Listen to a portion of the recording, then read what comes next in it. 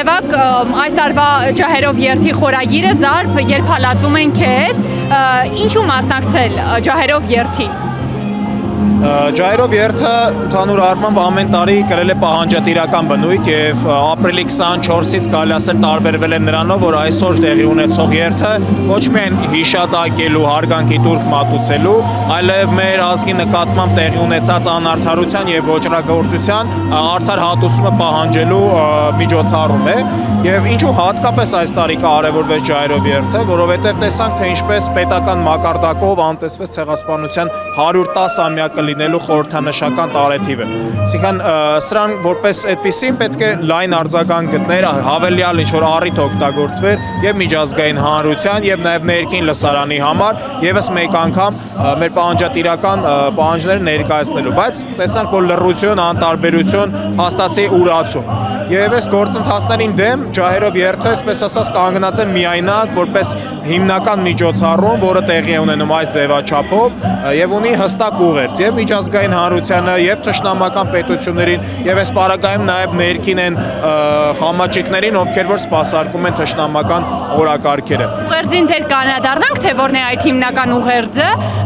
հիշեցնեմ, որ նախկին տարիներին Ազատության հրապարակից էր միշտ այս երթը լինում եւ վերջին մի քանի տարին է, որ Հանրապետության հրապարակից է, սա էլ հստակ ուղերձ ունի։ Խնդրեմ ներկայացրեք, թե այստեղ ինչ եք պահանջելու, ամենայն հավանականությամբ այդ պահանջը նաև ուղղված է Հայաստանի իշխանությանը, Հայաստանի ղեկավարին, որը այն շենքում է նստում։ Այս պարագայում, այո, ոնց որ ճիշտ նշեցիք, վերջին 3 տարիներին, 2022-ից սկսած, երթը մեկնարկում է Հանրապետության հրապարակից, չնայած որ տարբեր տարիներին եւս եղել է, բայց որպես հիմնական հավաքի վայր նշվում է Հանրապետության հրապարակը։ Սրա հստակ ուղերձը հետեւյալն էր առավել կարևորել, քանի որ հասարակության շրջանում, ժողովրդի շրջանում առավել կարևորվեց հենց այս միջոցառումը ցեղասպանության ուրացման գործընթացներին որպես հակադրություն։ Եվ իրականում մենք որոշ մի իշխանության ուղերձ չունենք այս պարագայում հստակ հայտնելու եւ ակնկալիք ու պահանջ չունենք իրենցից, այլ սա մեր գաղափարական պայքարի, մեր կռվի մի հատվածն է, որովհետեւ իրենք պաշտպանելով թշնամական թեզերը, այսօր Հայաստանի քաղաքական դաշտ, հասարակական դաշտ են նետում, հենց այդ ուրացման մոռացության մատնելու թեզերը, իսկ մենք դրան հակադրելու մեկ ձև ունենք, խոսել ճշմարտությունից, թույլ չտալ, որպեսզի մոռանան։ Եվ պատահական չէր, որ այս հակադաշնակցական եւ ինչ-որտեղ նաեւ հենց ջահերով երթի դեմ ուղված, այսպես արշավը եղավ իրենց կողմից, այս ամեն ինչ այդ մեկ ընդհանուր կոնցեպտի մեջ է տեղավորվում, պայքար ազգային ամեն ինչի դեմ,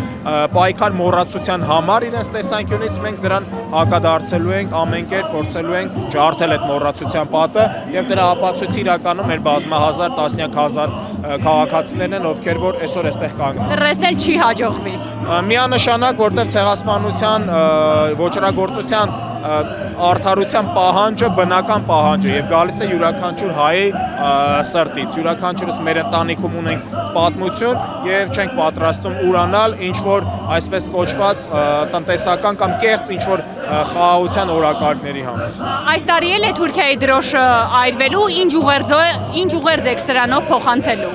Իրականում թշնամական պետությունների դրոշների վառվելը որպես այդպեսին կազմակերպված հատված չի, բայց միշտ ինքնաբուխ տեղի է ունենում եւ մենք որևէ առումով խոչընդոտ չունենք սա, որտեղ որպես քաղաքական ակտ շատ երկրներում է կիրառվում դրոշների այրումը, ի խորհրդանշում, որ տվյալ պետության չընդունելու հարց կա այստեղ եւ մեր դիտանկյունից պարզ է, որ Թուրքիան եւ Ադրբեջանը հիմնված են հայկական արյան որպես պետություններ եւ հայկական հողերի վրա։ Հետեւաբար այդ պետությունները մենք որևէ կերպ չենք ընդունում իրենց այսօրվա կոնցեպտով, հետեւաբար դրանց դրոշների այրելը հենց խորհրդանշում է այդ պետությունների դեմ պայքարը։